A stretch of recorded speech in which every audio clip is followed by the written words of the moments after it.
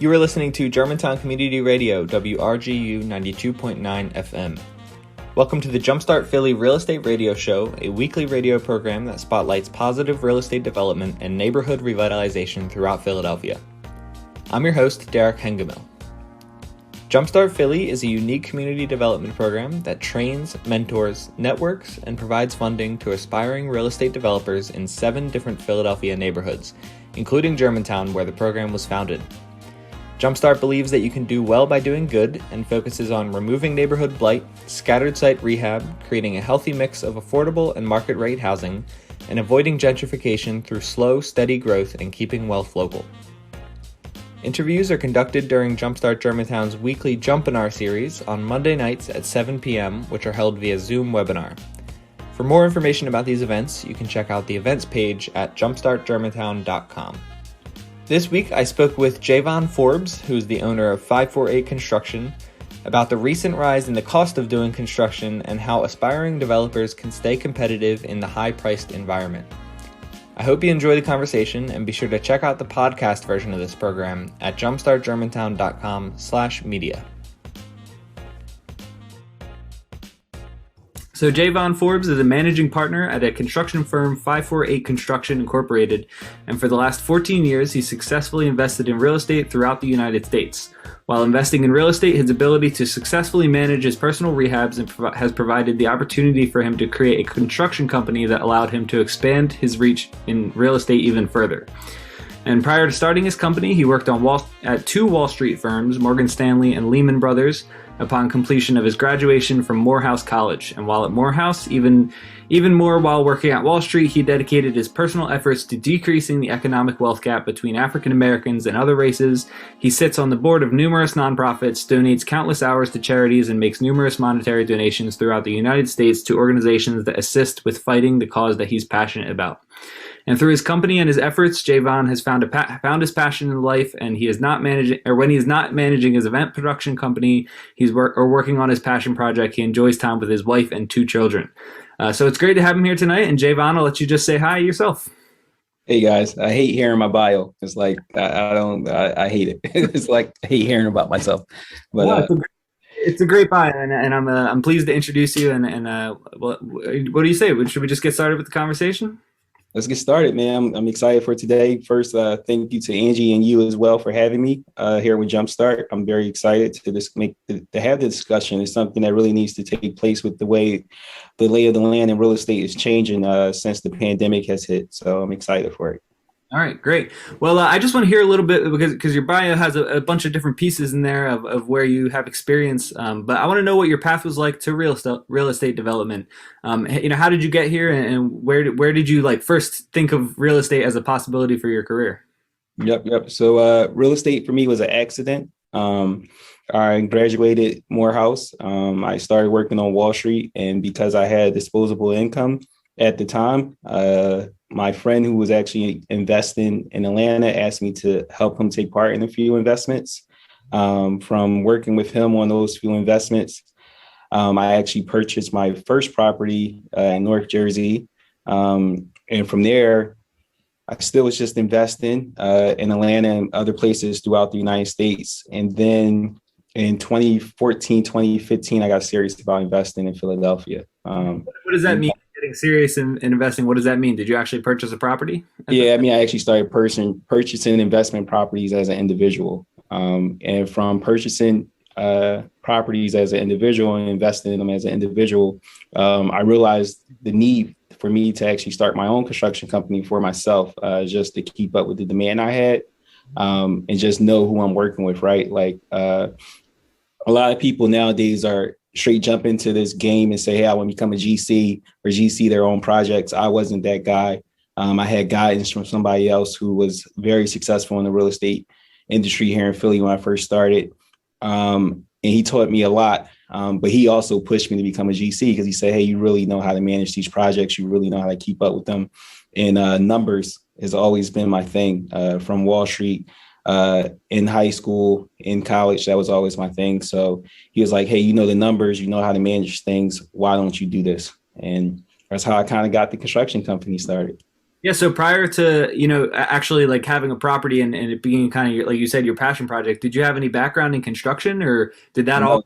The only thing I knew about construction was what my grandfather taught me. So my real estate company is called 548 Construction, and that's actually a nod to my grandfather. And his platoon was 548. And when I was younger, my grandpa used to always try to put a hammer, measuring tape, drill, anything inside my hand. I used to throw it back at him. But I wish I would have paid attention a little bit more, so I could have came in this a little bit more educated. But I learned everything on the fly, just investing in my own projects and being present. I used to, because I had the freedom to actually be on site for a lot of my projects and actually meet people, I was able to really do walkthroughs and really get to learn the lay of the land when it comes to real estate and construction.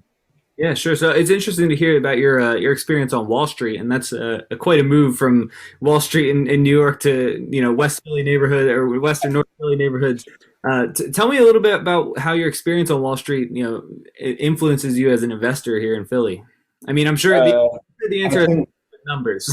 To answer that question, I mean, modeling helps you a lot, right? For me, investing is you buying a property at a certain amount of money, knowing what you need knowing what you need to put into it in order to rehab it, and knowing what the end value is to figure out your percentage of return on the property, right? So for me, if I buy a property at X, I have to rehab it for Y, and I can sell it for Z. Knowing all those numbers are important going into this project, and being able to change the numbers so that X is fixed. Once you buy that property, that's what you pay for it. Y, you can always change it based on what Z is looking like, right? So, and that's something that's very important in the construction field. Not so much for me as a contractor when I'm working with another client, right? If they say, hey, Jay, I can't sell this property for this much anymore, what can we do? I'll provide them, more alternative, affordable methods. But at the end of the day, that's on them. But as me as an investor, when I'm buying my own properties, and everyone here on this panel, everyone here on this call, when you're buying your properties, you need to know what Y is and what Z is throughout your rehab and your flip, or when you're renting it out before you're renting it. They didn't teach you many construction skills up on Wall Street. That's not something that translated. If my computer went down, IT was there in 2 seconds. So I don't know anything about construction from Wall Street. Yep. So you mentioned that you started to get serious about investing and purchased a property in New Jersey. What's was that a single family row home? Or? No. Even my property in New Jersey, the first property I bought, it was actually just my primary home, and even that I stumbled into. I bought that in 2007. That was my first year on Wall Street. My roommate on Wall Street, we went to college together, and then we became roommates in North Jersey, and he was buying a home. And I was like, if you're buying a home, I'm buying a home. So I just went and did exactly what he did, and I stumbled upon that. It was very rare. I had a very unique experience working on Wall Street. I didn't understand the difficulties that a lot of us face when trying to buy, right? Like I didn't know about the credit side because I had good credit, being honest. I didn't know about the income barriers because I had a great income, right? So now I know all about it because I'm a full-time entrepreneur. Sometimes when my wife and I go buy something for our personal selves, we're both full-time entrepreneurs. What we have to give just to prove that we can afford a house is like a joke to me. It's like this is crazy. I shouldn't have to do all this, but I do. But when I worked on Wall Street, it was like, you make X, okay, bet you can afford Y, and go out and go get it. And I had the credit score to back me. So. Gotcha. So that was your personal residence that you got in New Jersey. And then what was your first, I guess, investment property that you didn't live in? The first one that I purchased, or the first one I invested in? Yeah, either or. What was your first experience like taking a project or rehabbing it, and then? Well, so I'll touch on the ones that I actually purchased for myself, and that was in 2015. And the reason why, I can discuss the ones that I invested in, but I was solely just a lender, right? Solely just an investor. I knew. Yeah. So let's talk some of these projects I'd never even seen. I just knew I was making money on them, right? The properties, yeah. So the ones where I actually really was like, oh, let me really see what's going on here. Those were the ones in Philly, and that was in 2015 was when I purchased my first. I came to Philadelphia and I purchased 2 properties right away. I don't advise people to do that. Again, I just had the time. I had the money, and I knew I had the access to the people to help me hit a home run. So I bought 2 properties. One property I bought was on Walton Street. I had a partner on that. He may actually be on this call. Let's see. No, he's not on the call, but I had a partner on here. And my partner and I, we invested in that, and we actually lost money. My partner wanted to use a hard money lender. I was kind of against it, but I had a partner, so I had to agree to use a hard money lender. We ended up losing $1,000 on the deal, right? Because what we sold it for and what we paid to our hard money lender over time, we just lost $1,000. It wasn't the best rehab, but I learned so much in that rehab. The other property I purchased is still in my portfolio. It's actually a rental, and I'm actually looking to convert that rental into a duplex starting in October. Just a little bit of background. Might have bought my first property. I know the numbers. I just remember these numbers vividly. Bought my first flip for maybe 35. I bought my first rental for 25. That rental that I still have is worth like well over $200,000 as is. My flip that I did, that I might have sold to somebody for like 130 grand, is now worth like $240,000. So they made a lot of money, and that's why once you do that a couple of times, you're like, wow, like I need to hold on to this for equity purposes. So, but those were my first 2 projects. Yeah. So, and we're going to get, or my next couple questions are more so focused on construction cost rises and the environment in Philly. But I do want to hear where are you at now. I mean, you have your own contracting company, 548 Construction. What scale of investment are you in now? Are you working on multi-unit properties or? Yep. So mainly all my projects starting in Q4 will be multi-units for myself. I do have a few multis now. I actually started 2 multi-units today. And my biggest project is a 6-unit conversion. My smallest project is a duplex. So the duplex I'm converting from my first rental, I'm converting that into a duplex. It is currently a single family. Okay, cool. Very cool. So now let's talk about, our topic is the rise in construction costs and how an aspiring developer can navigate it. Without going like too deep into it, we don't need to make this like a lecture on supply chains and labor demands and whatnot. But I do want to kind of pick your brain about this because it's clear you have some knowledge. Other than the obvious reason as there's a pandemic, why is the cost of construction continuing to remain so high? And why hasn't it fluctuated or at least bounced back like a lot of the other things we've seen related to the pandemic do? So first thing, you have material costs, right? Our material costs is ridiculous because most of the things we use come from overseas. And what I know about everything that's coming from overseas right now is a huge delay, right? So they can charge us a huge markup. And then outside of the delay with stuff actually coming to us, it's costing our manufacturers a lot more to actually even produce things. A good example I always use is with Goodman, which is my HVAC supplier. Goodman factory in Texas shut down for about 2 months due to COVID. And now they're trying to catch up on all the orders they had. If you could imagine, you're trying to rush out more product with fewer staff, which you're going to charge us because of the overhead you have. So you have that. And then the third thing is just us as contractors and hiring our staff. We have to pay a more competitive wage to keep our staff and have them working for us. So we have those 3 factors. It's just insane right now. Yeah, sure. And the reason it's not going down is because construction doesn't stop. It's not like there's an off season or anything. It's kind of, it's perpetually catching up on yourself, right? Construction is through the roof, right? Like everybody's buying. The demand is just ridiculous. Everybody wants to rehab. There's so much money out there, and just real estate's a hot topic. So like for me, my phone probably rings every single day with somebody trying to do a home. And you just look at it and you say, whether you can take it on or you can't take it on. And I don't even promote my business, right? Like if you look for 548 Construction, we have a landing page. And again, it's primarily because I only do rehabs for myself and family members, right? But if you're a contractor out there looking for business, I can't imagine how much your phone's actually ringing during this time, because everyone is trying to rehab their homes. Like people are seeing the value in rehabbing. So no matter if you're just a homeowner or if you're a serious investor, everyone's busy right now. Yeah, that's a good point. It's not even like the industry's trying to catch up. It's like it's trying to catch up while everything's going crazy and accelerating, right? Yep, it's on fire. Yeah. So and you mentioned that labor is kind of involved in the whole picture. It's not just materials that are pricey.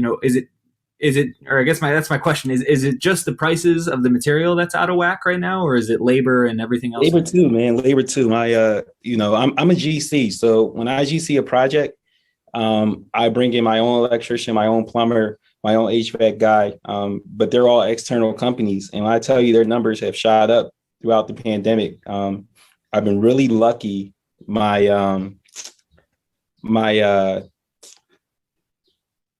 Most of my suppliers haven't gone through the roof on me, but my guys and even my HVAC guy, he's still giving me the same number, but I know what he's charging everyone else. And like I said, it's going through the roof right now. It's ridiculous. Yeah. And then on the materials side of things, what materials are being hit the hardest? Or is there any that have stayed stagnant?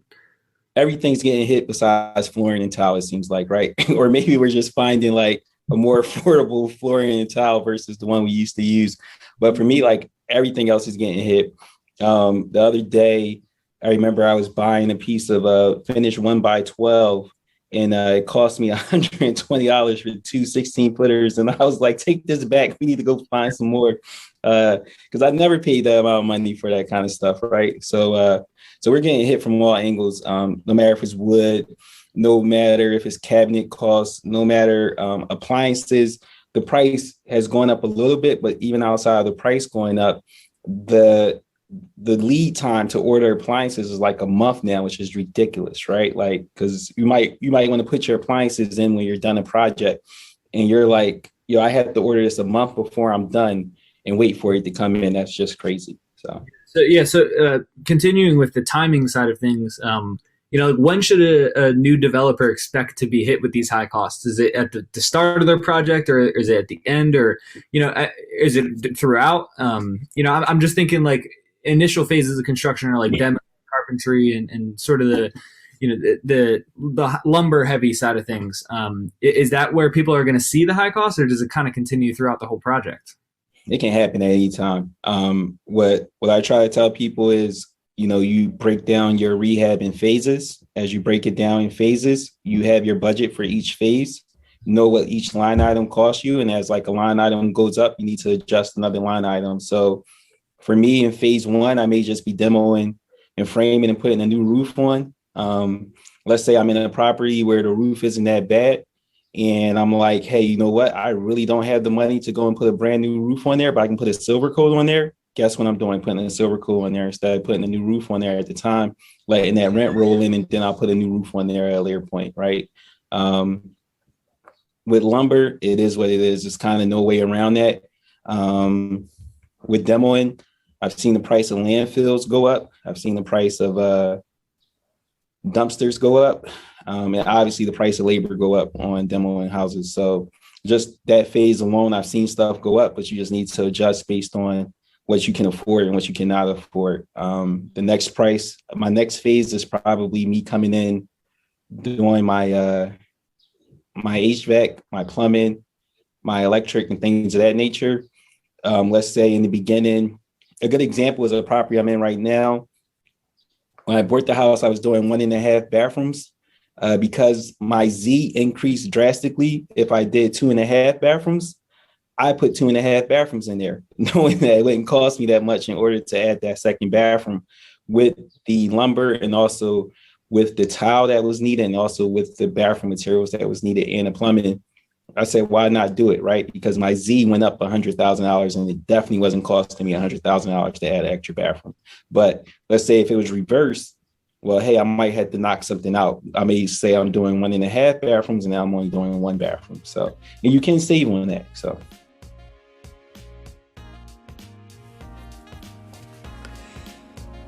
If you're just tuning in, this is a conversation with JVonn Forbes, the owner of 548 Construction, about the recent rise in cost of doing construction and how aspiring developers can help stay competitive in this high-priced environment.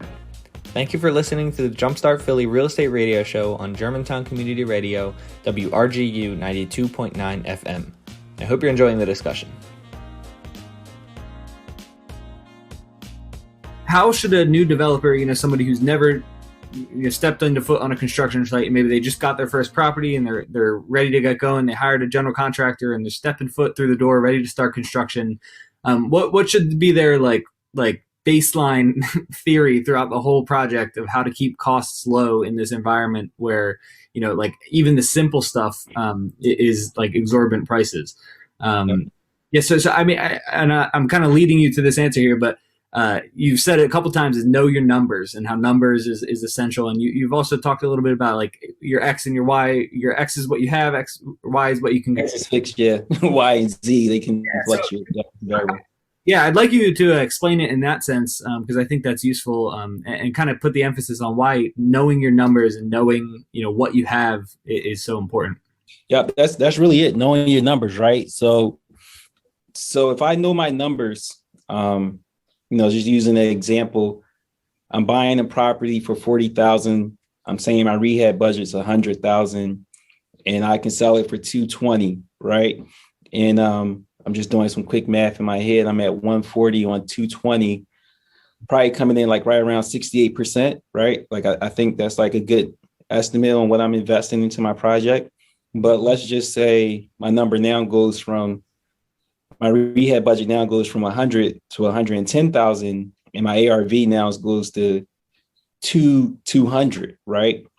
Mm-hmm. So now I'm in the project for 150, and I'm only getting 200,000. So now I'm at a 75% threshold. So, or 75% invested total, right, on my ARV. That's not a good number, right? Like that's kind of scary, because if you're refining out, it's not too many lenders that's going to give you 75% loan to value. If you're selling, you're going to get a lot of costs ate up on the selling, 6% on to your realtors, your transfer taxes, things of that nature. So you might lose. When you say know your numbers, you're talking about knowing the numbers both on, what you're spending. Everything. You got to know everything. And when I talk about my first flip, right? Remember how I said I lost $1,000 on my first flip? I blamed it on the hard money lender, but really it's because we didn't know all our numbers, right? We didn't take into account, hey, we need an agent to sell this, and we're giving her 3%, and we're giving the buyer's agent 3%. Some people negotiate the 2.5, 2%. I always give my agents 3%, right? And my agent's my wife, so why not give her 3%, right? But I also, like, seriously, I always think agents deserve what they ask for, just like I deserve what I ask for, right? If you want a bargain, then I'm gonna give you a bargain job, and people get mad at that, but that is what it is. So, know all your numbers, right? Like, I think knowing your numbers, like I think those two important ones you said was acquisition cost, construction cost, and your ARV or sales price. Like if you know with what the realistic values of all those are, what's feasible, and you can kind of balance them, right? It's like if one's moving down, the other is going to move up a little bit. And is that sort of what you mean by like? Exactly. So like how I said, like your construction costs may increase 10,000, right? Like let's just say you bought a project in March of 2020 and you started in May of 2020. Well, guess what? Your projected framing budget might have went up 1.5 just based on the wood that had to be purchased. So let's say your framing budget was 15,000, went up 1.5. You're now at 22. You're now at 22.5. That's $7,500 more in your project. So with that being said, you're up 7.5 just on framing. Again, if you took my roofing example and said, hey, I'm going to put a silver coat on here instead of a new roof because I don't need it. All right, you might have saved $2,000 on that part, right? And then you go and say, okay, I saved $2,000, so now I have a $5,500 increase on my rehab budget. But again, let's say this didn't really happen during the pandemic, but let's just say your your home value decrease, right, on the ARV. So again, I'm trying to continue to work to get my construction budget down.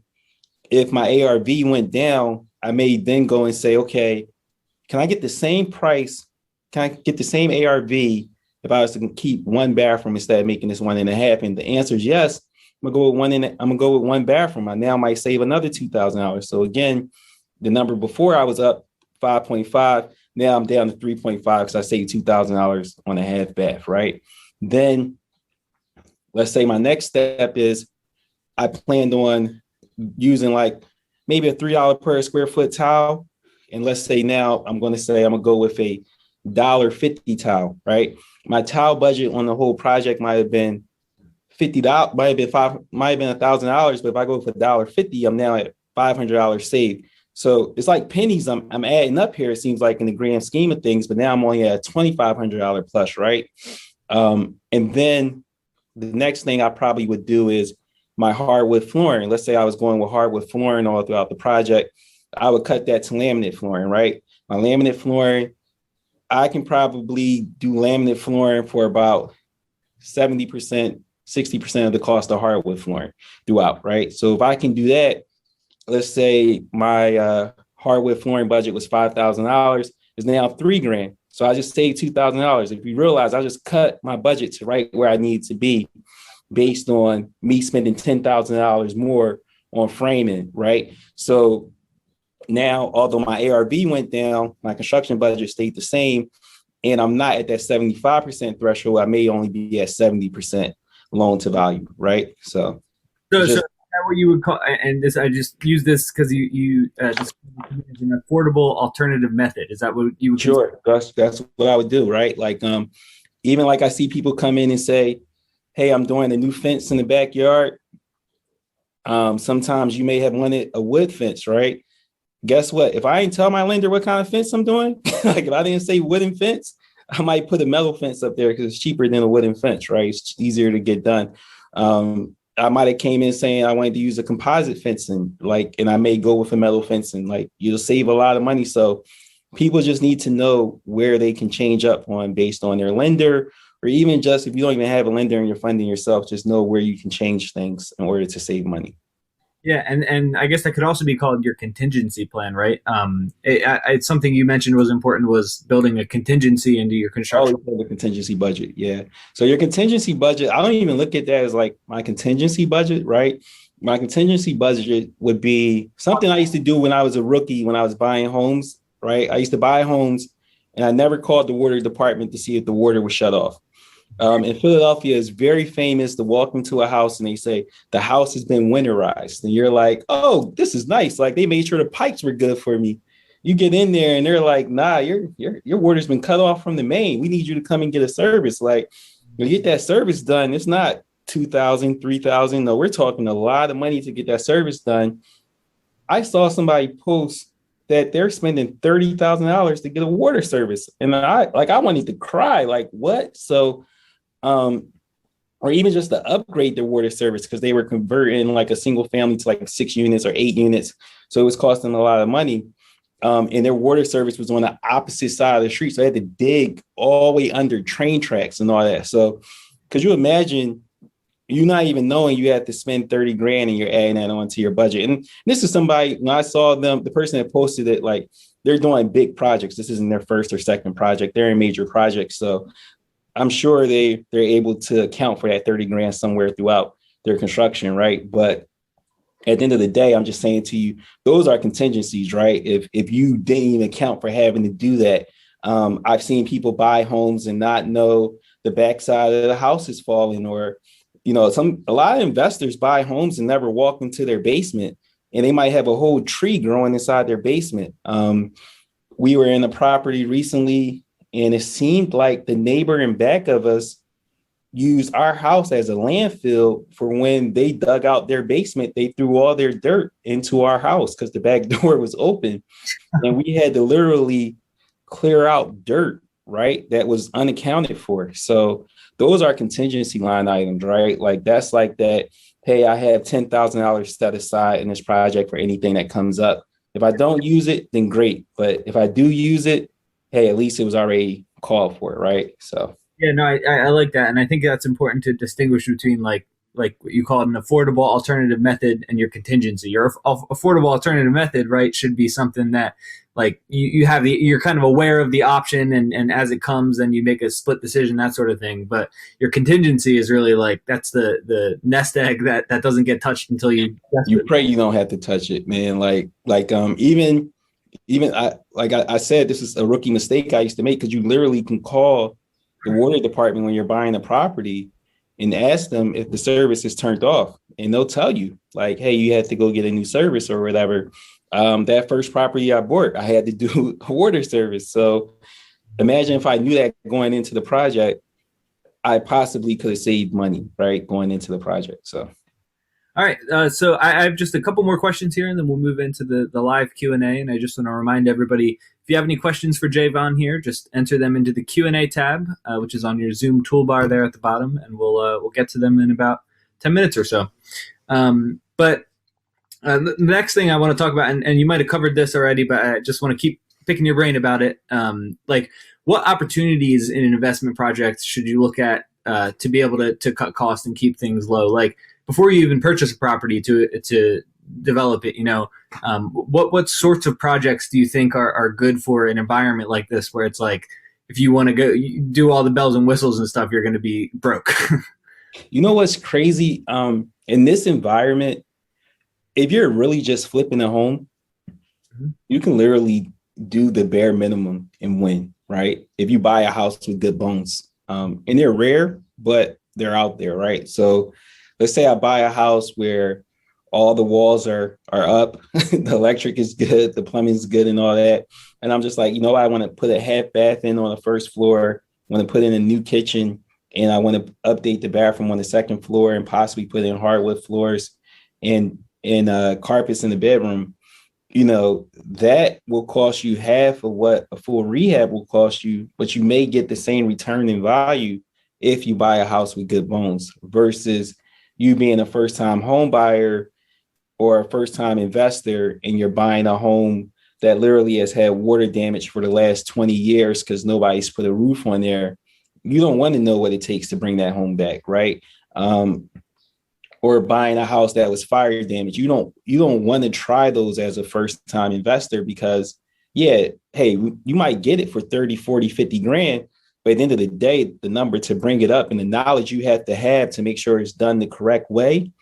The last thing you want to do as an investor is rehab a whole house and your contractor never pulls a permit. And then when you go to the table to go sell it, you can't get a UNO cert, right? And it's because it had a make safe violation on there. And your contractor's long gone. Like, what are you going to do then? So for me, I tell investors, start out small and go bigger, right? Unless you have somebody who you really, really trust and they're going to hold your hand throughout the process and make sure you really get from point A to point B with them by your side.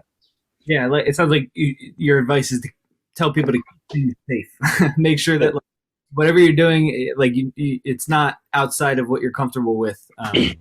And learn, like take baby steps. Like again, I've had people come to me, JVonn, I have $100,000. I can buy 3 houses. And I'm like, no, you can't. I bought 2 houses on my first time out the gate. I had a partner on one. And we even used a hard money lender on that one. The second home I bought by myself, free and clear and all that. And trust me, it was like 2014, 2015. That was a stressful time in my life. And I was doing pretty good in life. So for me to be stressed over 2 houses, somebody thinking, oh, I got 100,000, I can buy 3. I'm like, nah, man, that $100,000 in 3 homes goes very fast. Like, you got 100,000, you never did this, keep your 100,000, buy one, learn the process. And then hopefully 100 turns into 110, 120, 130, whatever. If you want to go buy 2 after that, go ahead, but don't just jump out here thinking you can buy everything because you feel like you have 6 figures and you're rich, because that's not really the game plan out here. Yeah, and I want to make sure we also say that we're not, or I hope this isn't what you're saying, is discouraging people from taking on hard projects or like that, but just not as their first step, right? Not as their first step. I think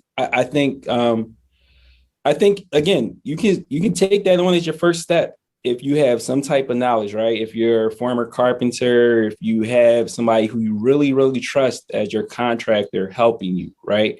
But if you don't have that, if you don't have jumpstart guidance, right? Like you guys really do put people through the ringer, right? You give people a lot of knowledge. But I'm telling you, I've seen it. People come from wherever, you could even be from Philadelphia and you just think you're going to jump in this game and do your thing. And I'm just like, nah, you're going to get taken on a wild ride, I guess it's important also to, you want to encourage people to take care of the simple stuff first so that they have the capacity to then, remove all that blight and fix all those water damaged houses and everything. This is like school, right? Like in school, we learn addition, subtraction, multiplication, division. Then we jump out there and start getting things a little bit crazier, right?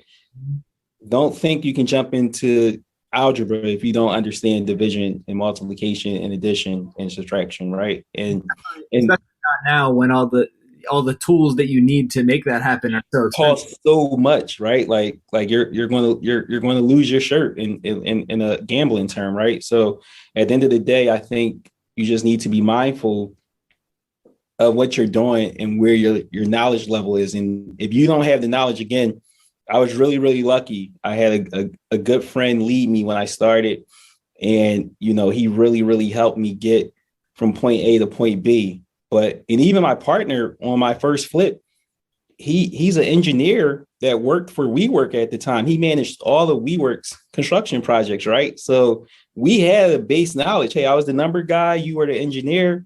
We could do this. And we had a great contractor holding our hand the whole time. So with those three things, we felt like we were good, but if you're not coming in with that kind of knowledge, just drive slow. Like I think, people in this day and age is microwavable time. And it's like construction isn't something where you just want to jump out there right away. I think build up to it, it takes time. So, yeah, that's great advice. So my last question here is just about buying in bulk. I know you mentioned earlier you're kind of doing quick math in your head about how all these pennies might not seem like much in single transactions, but when it comes to your bottom line, it makes a difference. Do you suggest people buying material that they're not going to use immediately right now, especially because it's like you said, it's the lead time on when you have to order is so delayed, so you might save yourself some time. But is that reasonable? You think that's a good suggestion? I think it's a good suggestion if you're serious about this, right? So if you're only in one property, don't go out and buy 5,000 2x4 4x10s from Lowe's to try to get a discount, right? But if you did one property and you're like, hey, I know I'm going to do 3 more throughout the rest of the year, why not go buy 5,000 studs and pull them as you can if you're going to save 20%, right? Now, I gave a bad example because no matter how many studs you buy from Lowe's, you're not getting a discount there, right? But if you were to go and buy 30 doors from Lowe's, surprisingly, you will get a great discount on those 30 doors versus if you were to just buy 5 of them, right? So, and that's what I think people have to be mindful about, so. And that concludes my discussion with JVonn Forbes, owner of 548 Construction, about the recent rise in the cost of doing construction and how aspiring developers can stay competitive in this high-priced environment. Next week, tune in to hear from Michael Kogut, the president of INGD Lead Swipe, about the new lead safety requirements for all Philadelphia landlords and how to make sure you are all in compliance. The interviews on this program are recorded during Jumpstart Germantown's weekly JUMPinar series, which takes place via Zoom webinar every Monday night at 7 p.m., and if you'd like to participate in the live Q&A with our guest, be sure to head to jumpstartgermantown.com/events and register for next week's JUMPinar. If you're interested in starting a Jumpstart program in your own community, visit gojumpstart.org and see our how-to guide and open source training workbook. Thank you so much for listening to the Jumpstart Philly Real Estate Radio Show on Germantown Community Radio, WRGU 92.9 FM, and be sure to tune in next week.